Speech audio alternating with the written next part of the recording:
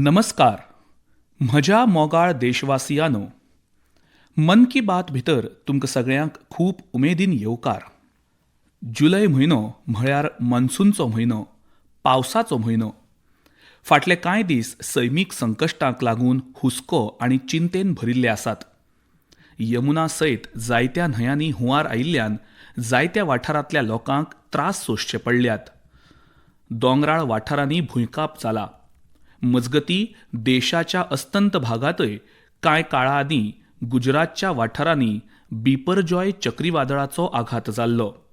पूण इश्टांनो, ह्या संकश्टां मदीं आमी सगळ्या देशांतल्या लोकांनी परत एक फावट सामुहीक यत्नाची तांक दाखयल्या.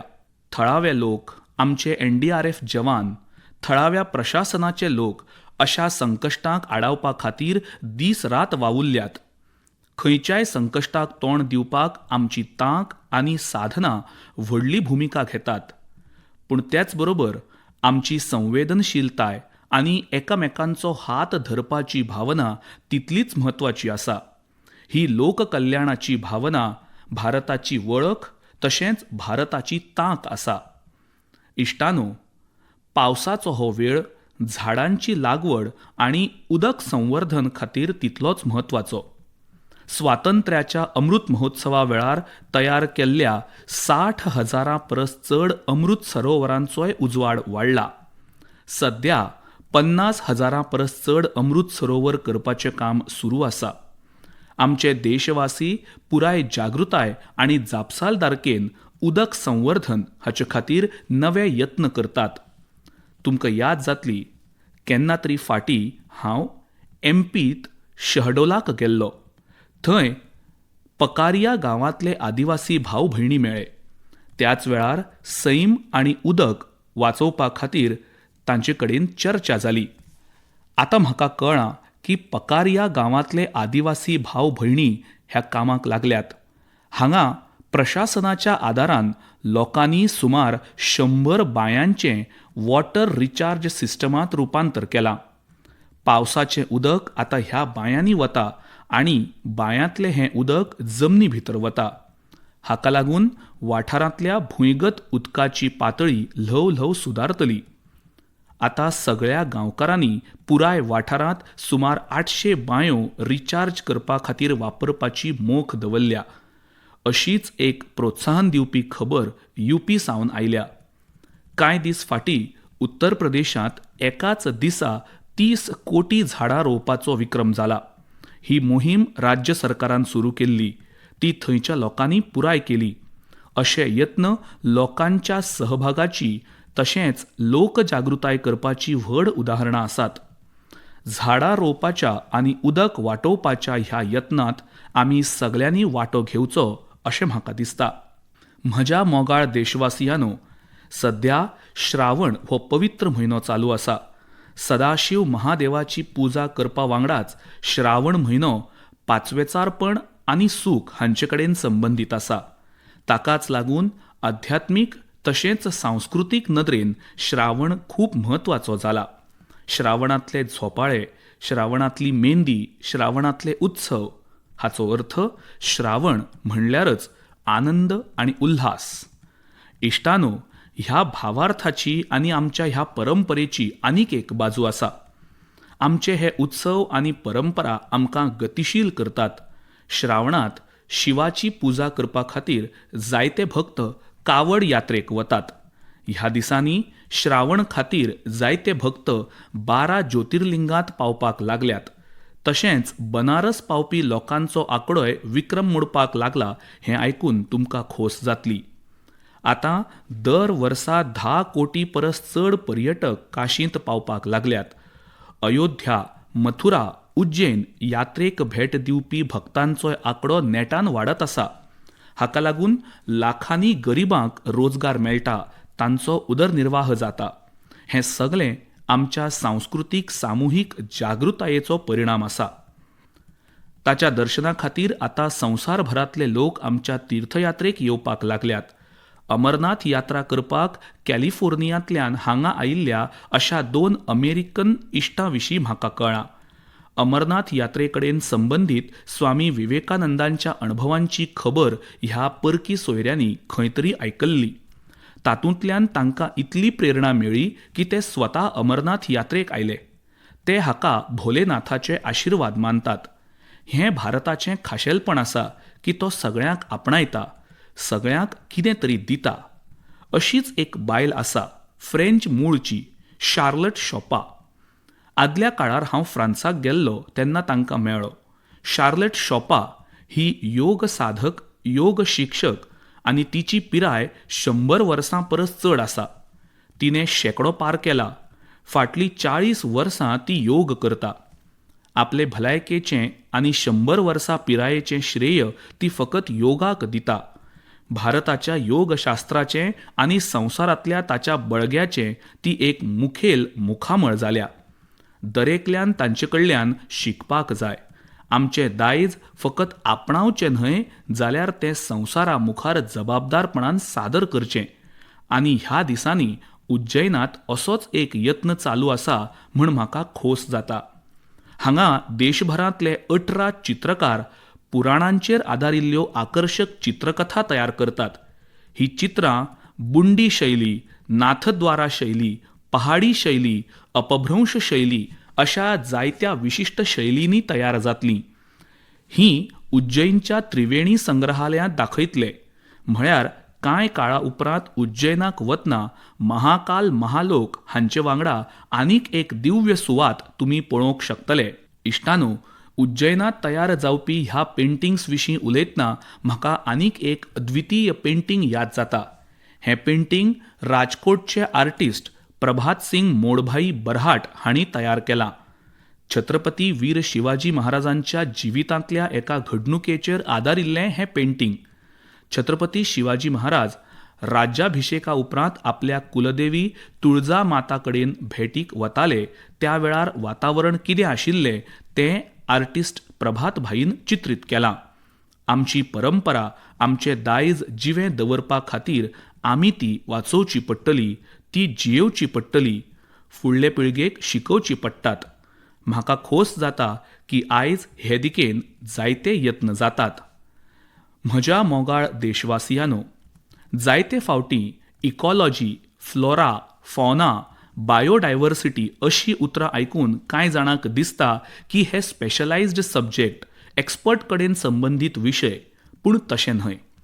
सैमाचो खरो मोग आसल्यार आमच्या ल्हान ल्हान यत्नांनी लेगीत आमी खूब कितें करूंक शकतात. तमिळनाडूंतल्या वडावल्लीचे रावपी इश्ट सुरेश राघवनजी. राघवनजी हांकां पेंटिंगची आवड आसा.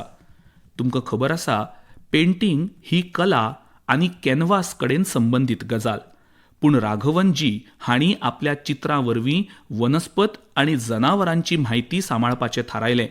वेगवेगळ्या फ्लोरा आनी फॉना हांची पेंटिंग्स तयार करून तांचे कडेन संबंदीत म्हायतीचें डॉक्युमेंटेशन ते करतात.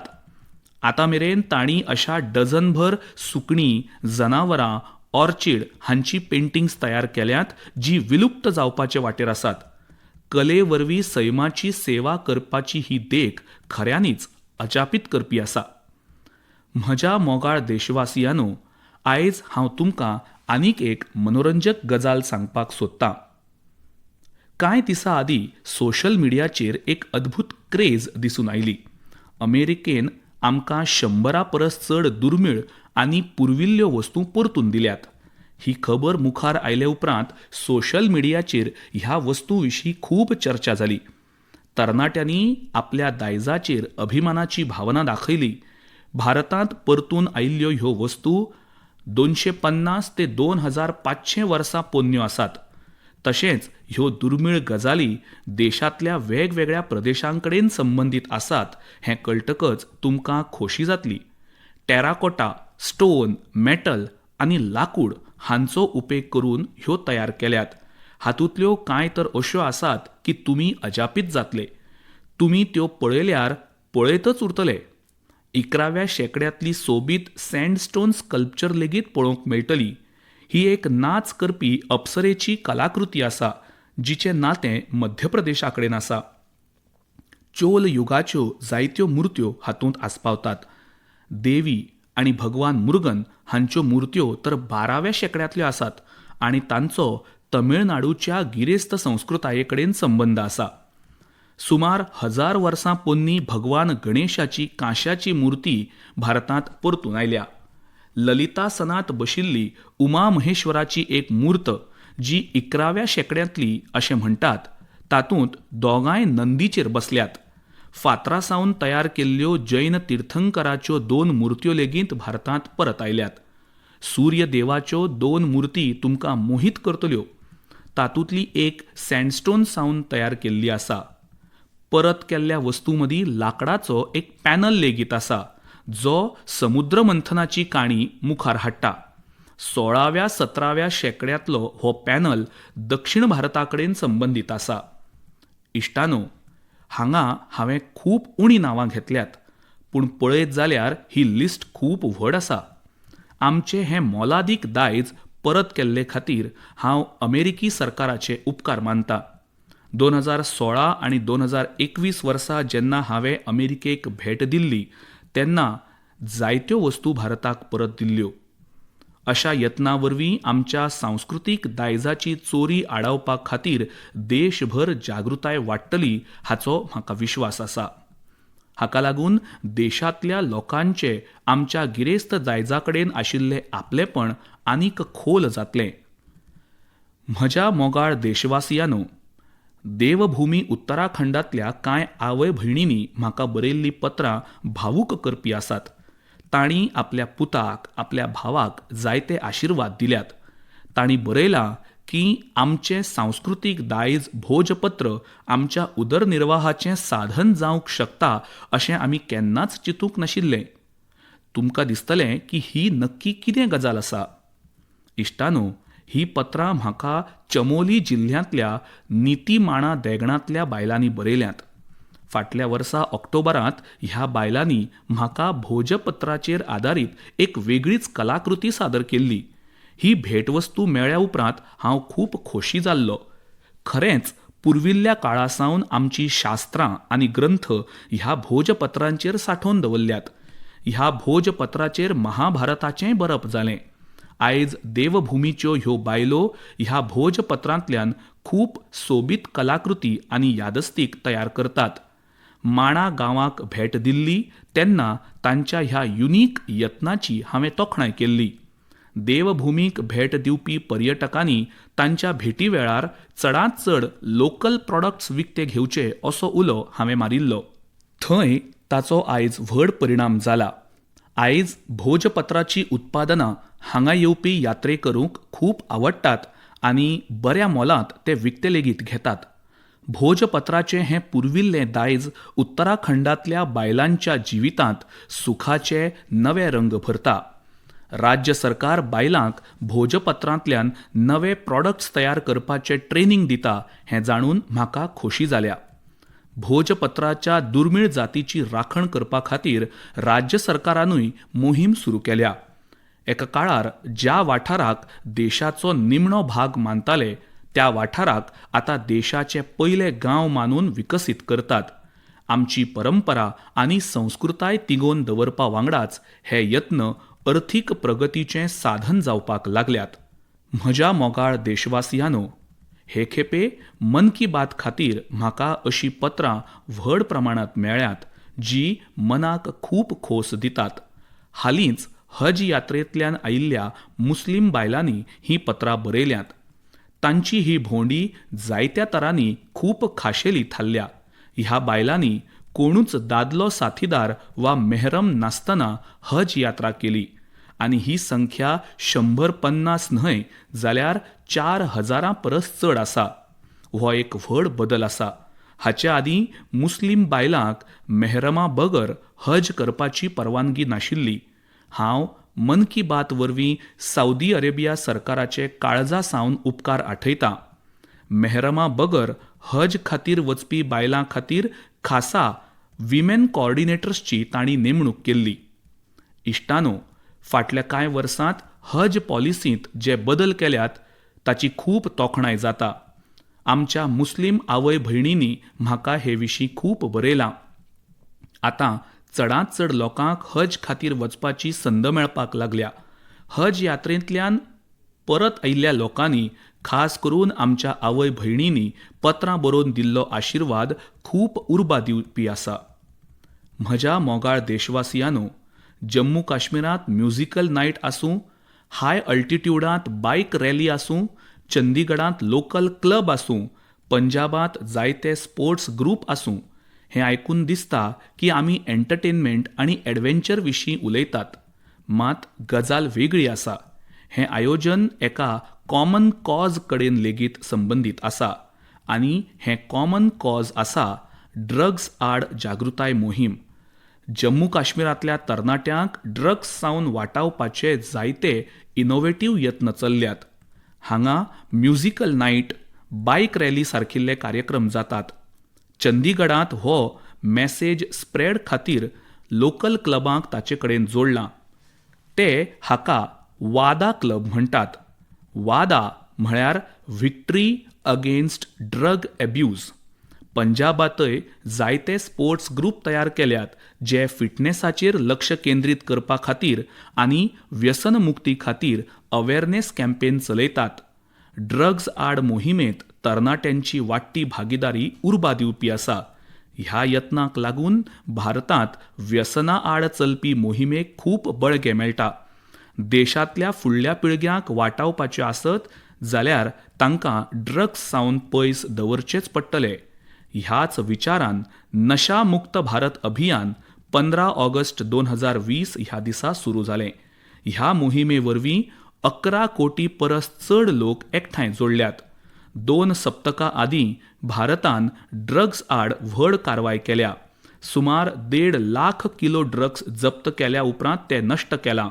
भारतान 10 लाख किलो ड्रग्स नश्ट करपाचोय एक वेगळो रेकॉर्ड केला.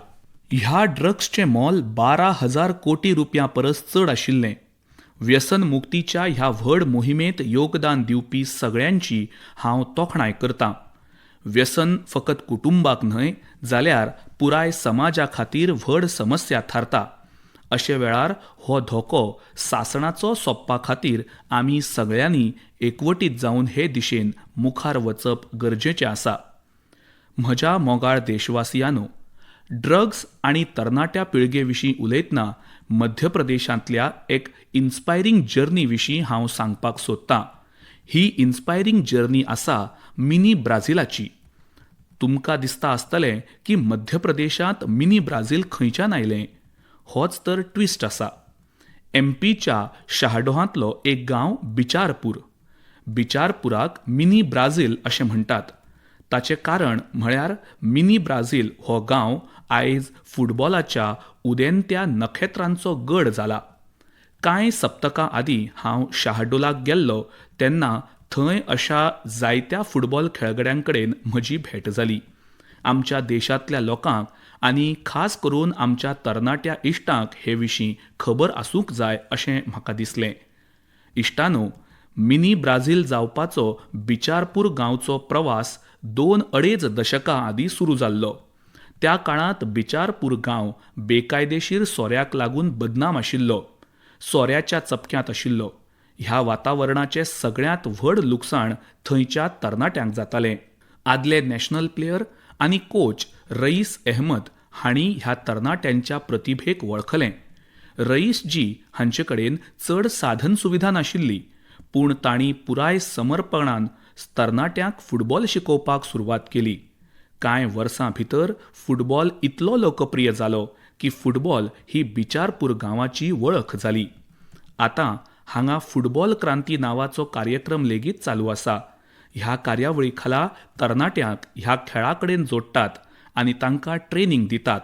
हो प्रोग्राम इतलो यशस्वी जाला की बिचारपुरांतल्यान 40 परस चड नॅशनल आनी स्टेट लेव्हलचे खेळगडे मुखार आयल्यात.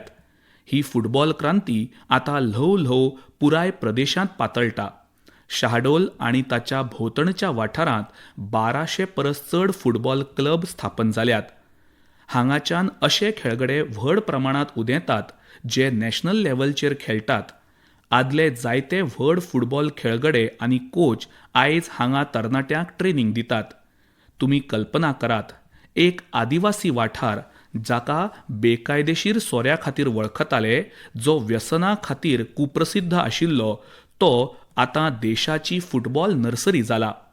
हाकाच लागून म्हणटात, जंय इत्सा थंय मार्ग. आमच्या देशांत प्रतिभेचो उणाव ना. गरज आसा ती तांकां सोदून काडपाची आनी आकार दिवपाची. हाचे उपरांत हेच तरणाटे देशाचें नांव परजळीत करतात आनी देशाचे उदरगतीक दिशा दितात. म्हज्या मोगाळ देशवासियांनो, स्वातंत्र्याची 75 वर्सां पुराय जाल्ल्या निमतान आमी सगळेच पुराय उमेदीन अमृत महोत्सव मनयतात. अमृत महोत्सव निमतान देशांत सुमार 2 लाख कार्यावळी आयोजीत केल्यात. हे कार्यक्रम एका परस एक रंगांनी सजिल्ले, विविधतायेन भरिल्ले. ह्या कार्यावळींची सुंदरताय म्हळ्यार तातूंत रेकॉर्ड संख्येन तरणाट्यांनी वांटो घेतिल्लो. ह्या वेळार आमच्या तरणाट्यांक देशांतल्या म्हान व्यक्तीं विशीं जाणून घेवपाक मेळ्ळें. फकत पयल्या कांय म्हयन्यां विशीं पळयत जाल्यार लोकसहभाग हाचे कडेन संबंदीत जायत्यो मनोरंजक कार्यावळी पळोवपाक मेळ्ळ्यो. असोच एक कार्यक्रम म्हळ्यार दिव्यांग लेखकां खातीर आयोजीत केल्लो रायटर्स मीट. तातूंत रेकॉर्ड संख्येन लोकांनी वांटो घेतिल्लो. त्याच वेळार आंध्र प्रदेशांतल्या तिरुपती शारांत राष्ट्रीय संस्कृत परिशद घडोवन हाडली. आमच्या इतिहासांत किल्ल्यांचें, फोर्ट्सचें म्हत्व आमी सगळे जाणात. हाचेंच चित्रण करपी एक कॅम्पेन, किल्ले आनी कथा म्हळ्यार फोर्ट्स कडेन संबंदीत काणयो लेगीत लोकांक आवडल्यो. इश्टानो, आयज जेन्ना देशभरांत चारूय वटांनी अमृत महोत्सवचे प्रतिध्वनी येता आनी 15 ऑगस्ट लेगीत लागीं पावला, तेन्ना देशांत आनीक एक व्हड मोहीम सुरू जावपाची आसा. शहीद वीर आनी विरांगनांचो भोवमान करपा खातीर मेरी माटी मेरा देश मोहीम सुरू जातली.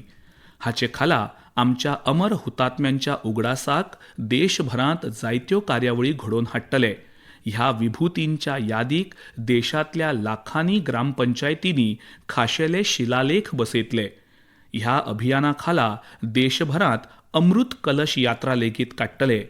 ही अमृत कलश यात्रा देशाच्या गांवां सावन कोनशा सावन 7500 कलशांतल्यान माती घेवन राजधानी दिल्लीत पावतली. ही यात्रा आपले वांगडा देशांतल्या वेगवेगळ्या वाठारांतल्यान वेगवेगळ्यो वनस्पती लेगीत हाडटली. 7500 कलशांतल्यान आयिल्ली माती आनी वनस्पती हांकां एकठांय करून नॅशनल वॉर मेमोरियल लागसार अमृत वाटिका हाचें निर्माण जातलें. ही अमृत वाटिका एक भारत श्रेष्ठ भारतची व्हड प्रतीक थारतली.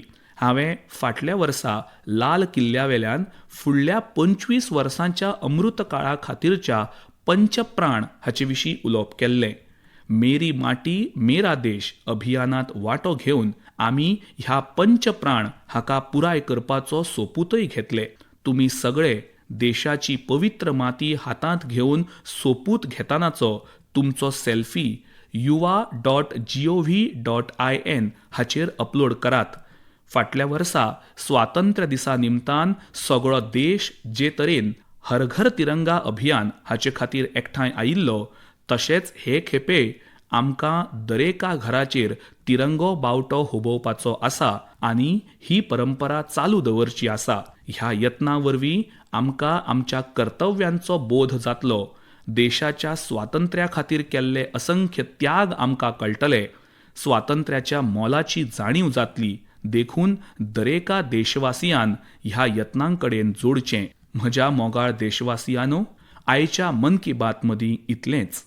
आतां कांय दिसांनी आमी 15 ऑगस्टाक स्वातंत्र्याच्या व्हड उत्सवाचो वांटो जातले. देशाच्या स्वातंत्र्या खातीर बलिदान दिवप्यांचो उगडास आमी सदांच दवरचो आसा. तांची सपनां साकार करपा खातीर आमी दीस रात वावुरचें आसा आनी देशांतल्या लोकांचे हेच कश्ट आनी हे सामुहीक यत्न मुखार हाडपाचें माध्यम म्हळ्यार मन की बात.